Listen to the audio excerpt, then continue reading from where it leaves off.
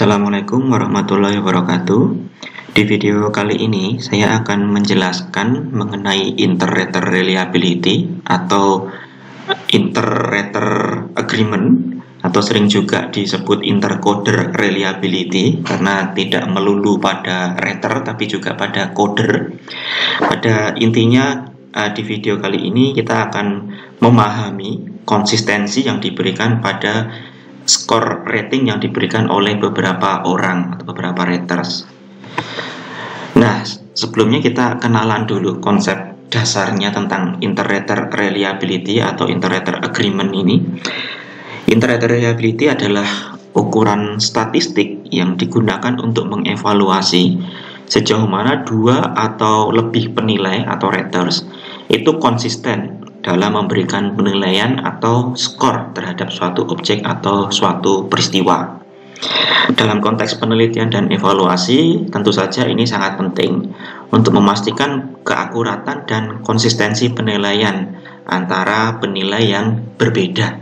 Jadi ada dua penilai atau lebih yang memberikan penilaian terhadap suatu objek.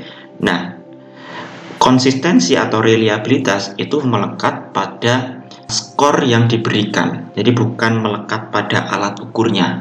Meskipun skor yang diberikan itu juga bisa tergantung dari alat ukur yang diberikan.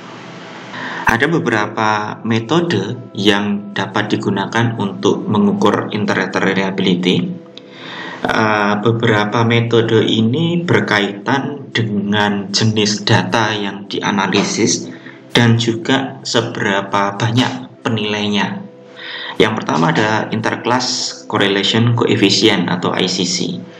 ICC adalah metode yang umum digunakan untuk mengukur konsistensi antar penilai dalam kasus datanya adalah data kontinum, yaitu numerik atau data interval. Seperti misalkan pengukuran kinerja karyawan oleh beberapa penilai. Ketika seorang karyawan dinilai oleh beberapa misalkan kolega, dan hasil penilaiannya itu adalah skor sifatnya kontinum, maka kesepakatan atau agreement antar penilai itu dapat diukur dengan ICC, gitu ya, dengan Interclass Correlation Coefficient. Yang kedua ada Cohen-Skaffa.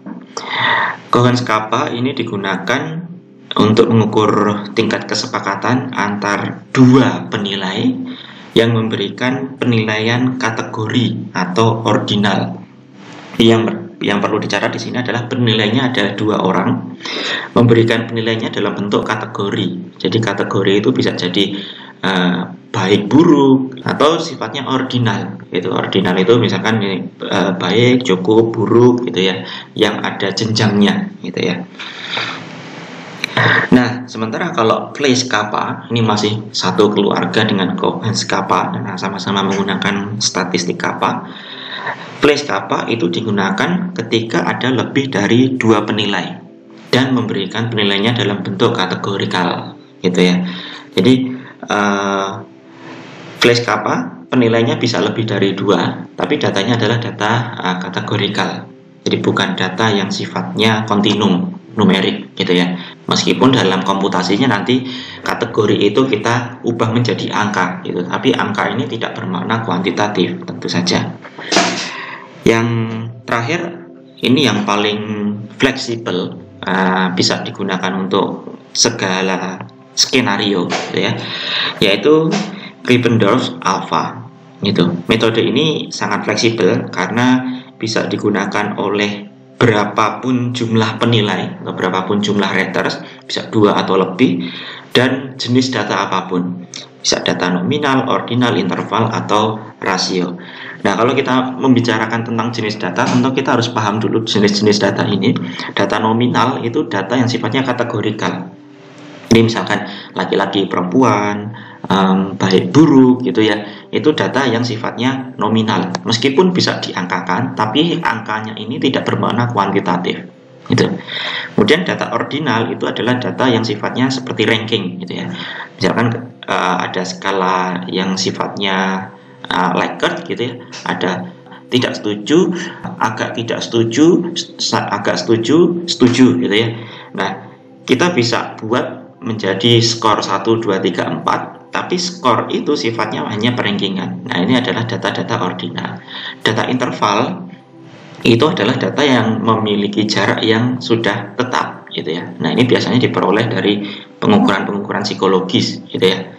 Sementara data rasio itu data yang biasanya untuk pengukuran fisik. Jadi data rasio itu memiliki nilai nol mutlak gitu. Misalkan tinggi badan, berat badan, itu data-data rasio. Nah, Krippendorff alpha ini bisa digunakan untuk berbagai jenis data itu. Nah, kenapa inter-rater reliability ini penting? Inter-rater reliability yang tinggi ini menunjukkan bahwa penilaian atau skor yang diberikan oleh para penilai yang berbeda itu konsisten dan dapat diandalkan. Jadi kalau misalkan kita disuruh menilai, ada orang lompat indah gitu ya, dinilai oleh beberapa juri gitu. Kalau penilaian dari beberapa juri itu konsisten, berarti penilaiannya itu dapat diandalkan gitu ya. Tapi kalau ada satu juri yang memberikan skor rendah, ada yang sedang, ada yang tinggi gitu ya, berarti penilaiannya tidak konsisten. Nah, ini pasti ada yang salah nih, entah itu guideline untuk jurinya yang kurang pas atau jurinya yang tidak memiliki kompetensi yang tepat untuk menilai gitu ya. Jadi inter-rater skor konsistensi atau reliabilitas pada inter-rater reliability itu tidak melulu melekat pada alat ukurnya gitu ya, tapi ada banyak faktor. Tapi yang jelas inter-rater reliability itu menunjukkan bahwa ketika dia tinggi, penilaian yang diberikan itu konsisten dan dapat diandalkan gitu ya. Nah, jadi ini memungkinkan kita untuk membuat kesimpulan yang lebih kuat dalam suatu penelitian atau evaluasi gitu. Ketika inter-rater reliability itu rendah, nah diperlukan pelatihan tambahan atau pedoman yang lebih jelas untuk meningkatkan konsistensi penilaian. Misalkan tadi ya, ketika satu karyawan dinilai oleh beberapa kolega gitu ya, ketika inter-rater reliability-nya rendah, bisa jadi guideline penilaiannya yang tidak jelas sehingga orang itu jadi bingung mau menilainya seperti apa gitu, atau penilainya tidak paham bagaimana sih cara memberikan skornya gitu. Jadi ada banyak hal yang bisa dievaluasi ketika inter-rater reliability-nya rendah. Nah, saya akan memberikan beberapa skenario di mana inter-rater reliability ini diperlukan gitu ya. Nah, misalkan skenario yang pertama ini ada 2 orang psikolog diminta untuk menilai 10 pasien apakah mereka mengalami depresi atau tidak gitu ya. Depresi atau tidak itu berarti kan datanya data kategorial, data nominal gitu ya. Nah, kalau dikuantitatifkan atau dikuantifikasikan, katakanlah 1 ini mewakili dia depresi, 0 itu tidak depresi gitu ya. Bisa diubah menjadi angka, tapi ini angka yang sifatnya nominal atau kategorikal, jadi bukan angka yang bermakna kuantitatif. Nah, ketika kasusnya seperti ini, analisis apakah penilaian dari 2 psikolog tadi konsisten atau tidak bisa dilakukan dengan Cohen-Skapa atau dengan Krippendorff alpha gitu. Jadi untuk mengukur inter-rater reliability-nya bisa dengan 2 teknik ini, dengan 2 metode ini, Cohen-Skapa atau Krippendorff alpha. Nah, sekarang skenario yang kedua, kasusnya sama tapi psikolog yang menilai ada 3 orang gitu ya. Jadi 3 orang itu diminta untuk menilai apakah pasien A sampai C ini depresi atau tidak gitu ya. Nah, kalau penilaian dari 3 psikolog ini konsisten, berarti mungkin berarti psikolognya itu memiliki pemahaman yang sama, memiliki kompetensi yang sama, atau guideline penilaiannya sudah tepat gitu ya. Tapi kalau rendah, berarti ada banyak hal yang bisa dievaluasi dari penilaian dari 3 psikolog ini gitu. Nah, karena ini 3 penilainya, maka teknik yang bisa dilakukan adalah dengan Fleiss-Skapa atau Krippendorff alpha. Nah, skenario yang ketiga, ada 2 pelanggan restoran diminta untuk menilai 10 menu di restoran, apakah mereka puas atau tidak dengan menu yang tersedia. Jawabannya bisa tidak puas, biasa saja, puas gitu ya. Nah, tidak puas, biasa saja, puas itu kan berjenjang ya. Jadi ini berarti rendah, ini sedang, ini tinggi gitu ya. Tapi ini tidak bukan data interval gitu ya, karena jarak antara puas sama biasa saja ke puas itu belum tentu sama gitu. Nah, ini data yang sifatnya ordinal. Jadi data ini bisa kita ubah menjadi skor 1, 2, 3.